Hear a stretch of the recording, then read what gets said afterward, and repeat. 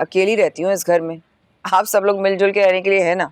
अरे भाई, इस घर की बहू हो, घर के हालात पे नजर रखा करो, आने जाने वालों से मिला करो, बैठ के बातें किया करो। इस घर में आता ही कौन है आपके और फरी के अलावा, और जब आप लोग आते हैं तो मेजबान बन जाते हैं।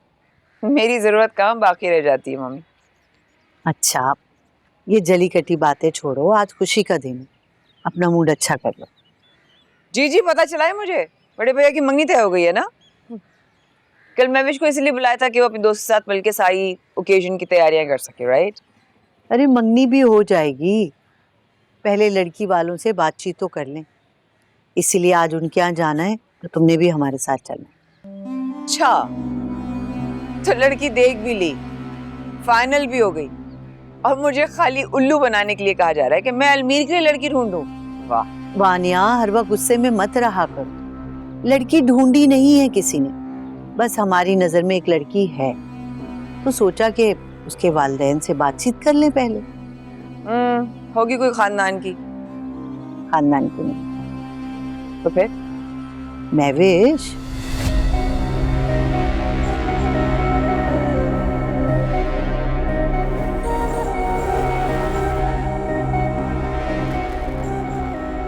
महविश,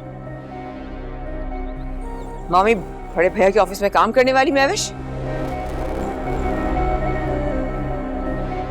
आप लोग होश में हैं? अब वो इस घर की बहू बनेगी क्या? टाट का पैबंद लगाने चले आप लोग, उड़वाएंगे मजाक पूरे खानदान में अपना। उसकी औकात कि वो इस घर की बहू बने। वानिया, कोई इंसान छोटा और बड़ा नहीं होता, महविश एक बेहतरीन लड़की है, अच्छे खानदान की है, सबसे बड़ी बात यह कि सबको पसंद है। तो एक बात याद रखिएगा मामी, ना तो मैं आप लोगों के साथ जाऊंगी और ना इस शादी में शिरकत करूंगी, कभी नहीं।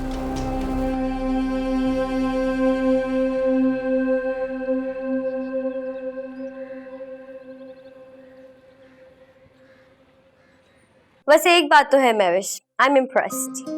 किस बात से? भाई इसी बात से कि कैसे तुमने कबीर सर को अपनी मोहब्बत में गिरफ्तार किया और वो तुम्हारे आगे झुक ही गए। अल्लाह ना करे कभी वो मेरे आगे झुके। उनका मकाम ना बहुत ऊंचा है और मैंने सिर्फ मोहब्बत नहीं की है उनसे, बल्कि अकीदत से उन्हें अपने दिल में जगह भी दी। वाह वाह वाह, अभी से ये हाल है तुम्हारा, अभी तो तुम्हारे मिजाजी खुदा बने भी नहीं है, जब बन जाएंगे तब क्या होगा तुम्हारा? तब मैं उनकी कनीज बन जाऊंगी। अच्छा, मुझे लगता है वो लोग आने वाले होंगे, चले? तुम जाओ, मैं बाद में आऊंगी। ओके ठीक है, फाइन।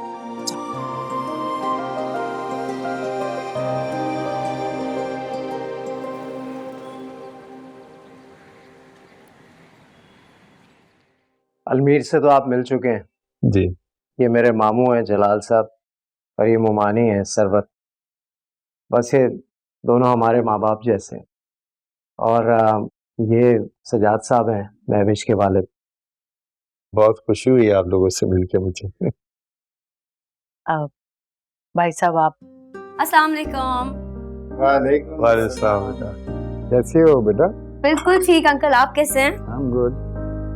भाई साहब, आप हमारे आने का मकसद तो जानते ही होंगे। जी जी बिल्कुल। तो फिर हम डायरेक्ट मकसद की बात पे आ जाते हैं। कबीर के बारे में कुछ बताने की जरूरत तो है, आप शायद उसे बहुत अच्छी तरह जानते हैं। जी जलाल साहब, सिर्फ कबीरी को नहीं बल्कि आपकी पूरी फैमिली को मैं बहुत अच्छी तरह से जानता हूँ, वाकिफ हूँ मैं। अगर हमारे खानदान के बारे में कोई मजीद मालूमात आप करना चाहते हैं या कबीर की तहकीक फिर से करना चाहते हैं तो हमें किसी किस्म का कोई एतराज़ नहीं होगा। उसकी कोई ज़रूरत नहीं है जलाल साहब, क्योंकि ऐसा 3 साल से मेरी बेटी महविश जो है वो कबीर के साथ काम कर रही है। बहुत अच्छा तारुफ है कबीर के हवाले से, और इंसान को परखने के लिए सिर्फ एक नज़र काफ़ी होती है। वाह क्या बात। बस तो फिर भाई साहब, आप महविश को हमारी बहू बना दीजिए। वो वैसे भी मेरी बेटी है, मुझे मम्मी कहती है। आप लोग बहुत अच्छे हैं, बहुत प्यार करने वाले लोग हैं। बस एक दरखास्त है आप लोगों से। देखिए, महविश की मैंने बड़े प्यार से पाला है, बहुत मोहब्बत किया उसके साथ। उसके आंखों से एक आंसू नहीं टपकने दिए हैं मैंने, क्योंकि माँ बन के भी और बाप बन के भी मैं नहीं पाला उसे, तो बस उसकी आंखों में आंसू ना आए। आप बेफिक्र रहिए भाई साहब, महविश मेरी बेटी है और मैं उस पर हरगिज भी आंच नहीं आने दूँ। और रही बात कबीर की, तो लगता है ये तो दुनिया में सिर्फ और सिर्फ मोहब्बत बांटने के लिए आया है। सबसे इतना प्यार करता है तो महविश तो फिर इसकी शरीके हयात होगी। देखिए सजाद साहब, हम किसी फजूल रस्म और रिवाज में पढ़ना नहीं चाहते। आप बस ऐसा कीजिए कि हमें अगले हफ्ते की कोई डेट दे दीजिए, हम आएंगे, निकाह करेंगे और अपनी दुल्हनिया को ले जाएंगे।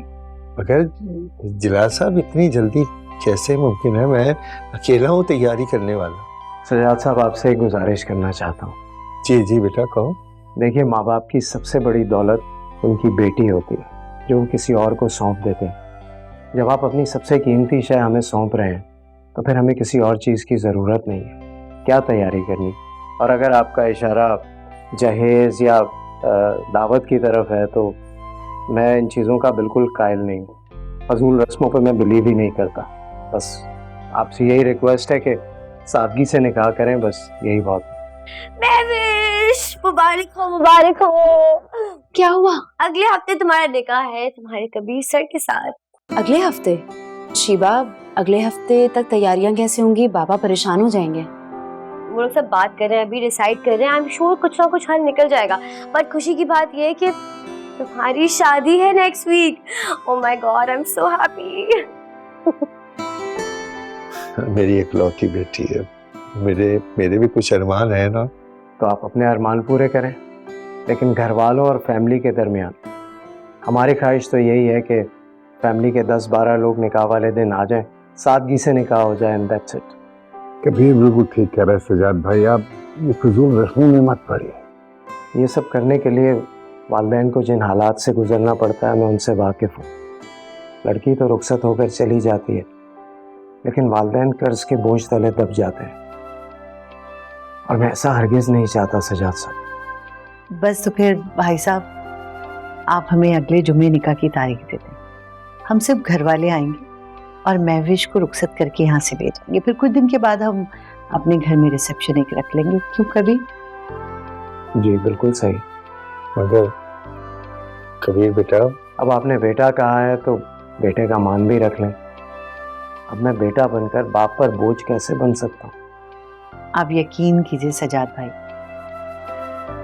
महविश हमारे लिए सबसे अनमोल तोहफा है। आपकी तरफ से हमें उसके सिवा और कुछ भी नहीं चाहिए। चलो ठीक है।